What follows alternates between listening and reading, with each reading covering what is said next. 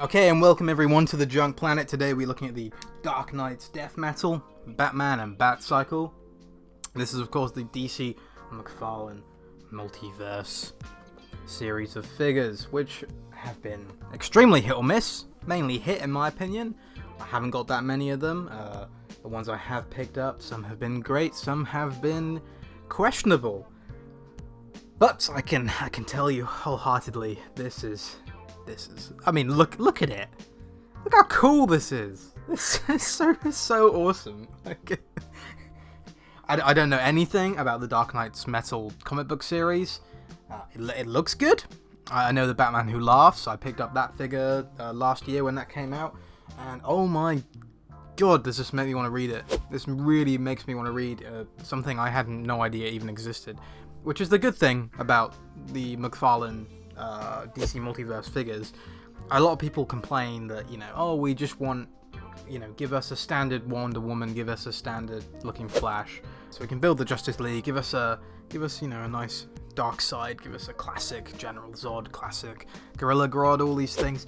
But Todd has mainly just been releasing Batman, different variants of Batman from very modern comics. As a collector, it's quite difficult because I do want just to build a nice standard collection of DC heroes and villains, but at the same time, some of these designs are just so cool and they make me want to read the comics, whereas, if I bought a Hawkman, like just a classic Hawkman, it's not going to make me want to go back and be like, oh, I want to read Hawkman comics. Whereas with these, I look at this and I'm like, what is this guy's deal? How do I find the comic? I want to know everything about this because it just looks awesome.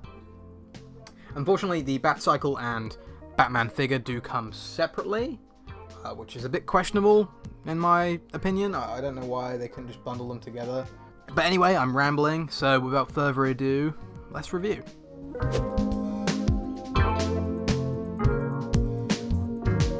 And here is the box for Batman. It's your standard Multiverse McFarlane box.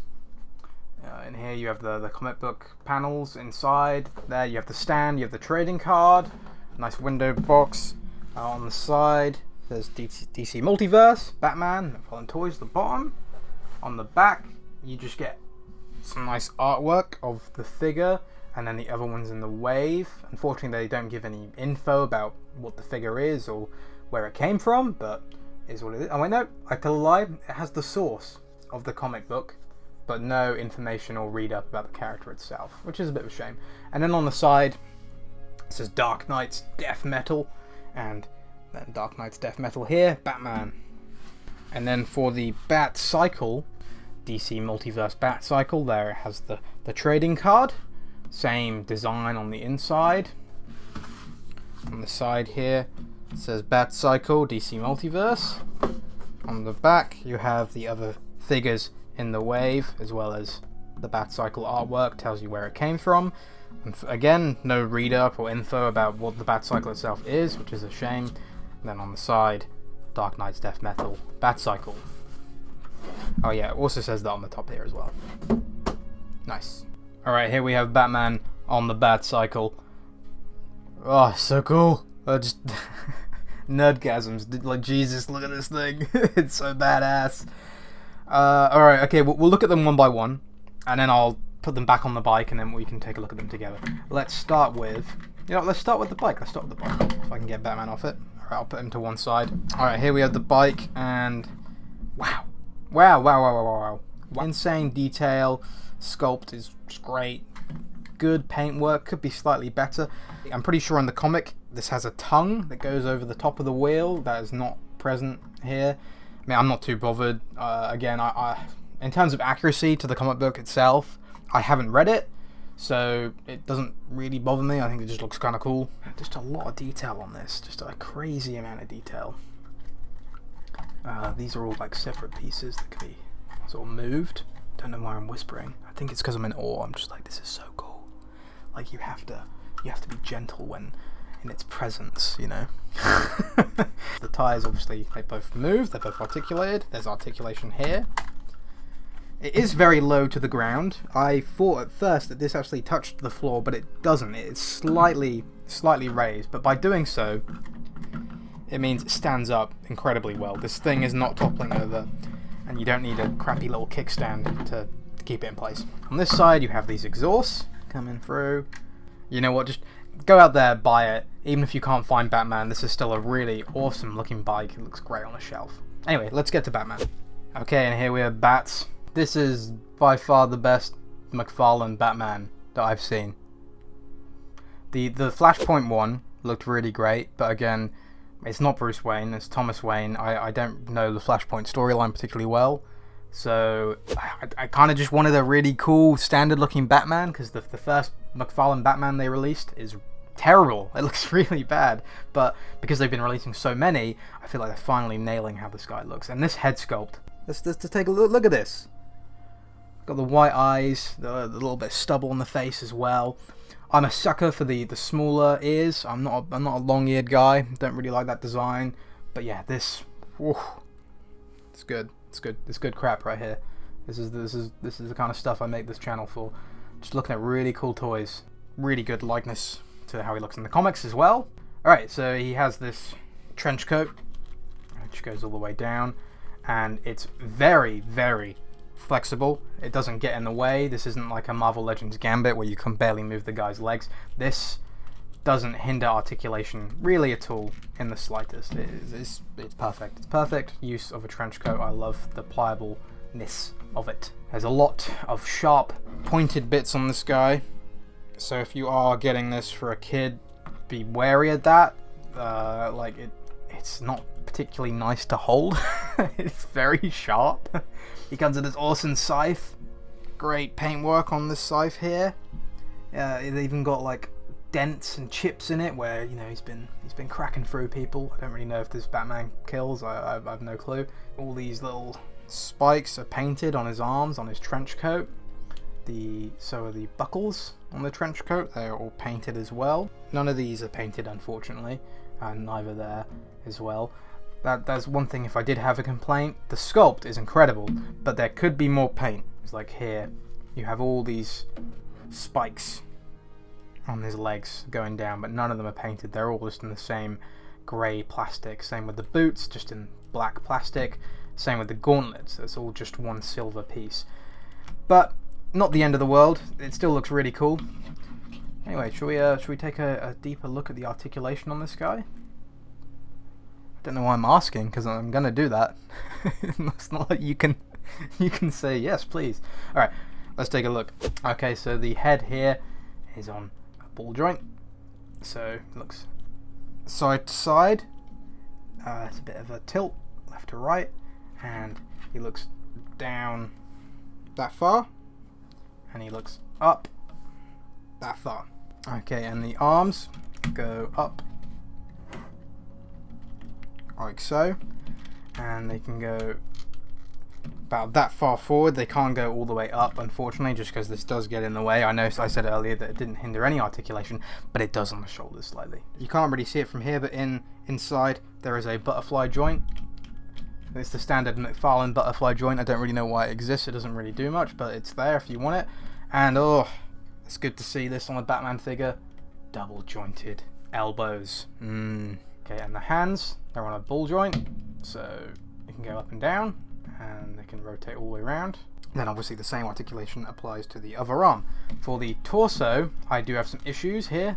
There is no ab crunch. It looks like there should be, but you can't even get him to go slightly forward. He goes back a lot, but then when you do that, you get this weird break.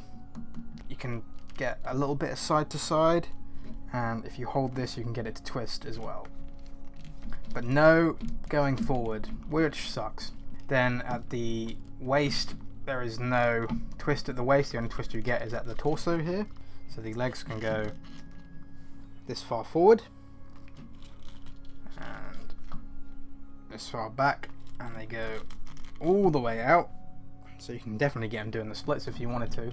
And here is a cool new feature which has not been seen before in a DC McFarlane Multiverse figure. And it's something I've wanted since they started the line, and that is a thigh swivel. Excellent.